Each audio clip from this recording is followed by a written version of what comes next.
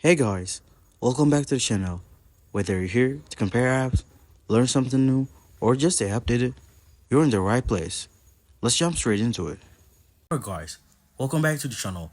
Today, I'm going to show you how to fix your Snapchat public profile not showing in 2025. An easy method so anyone can follow. First, make sure your Snapchat app is updated to the latest version. Head to your app store and check for updates. Next, open Snapchat and go to your profile by typing your Bitmoji or avatar at the top left corner. If your public profile isn't showing, tap on the gear icon, open the settings. Scroll down and find Manage Public Profile or Create Public Profile.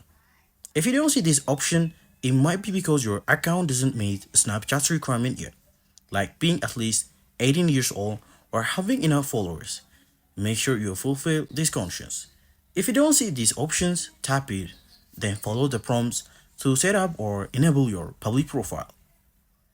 After setting it up, restart the app to refresh your profile view.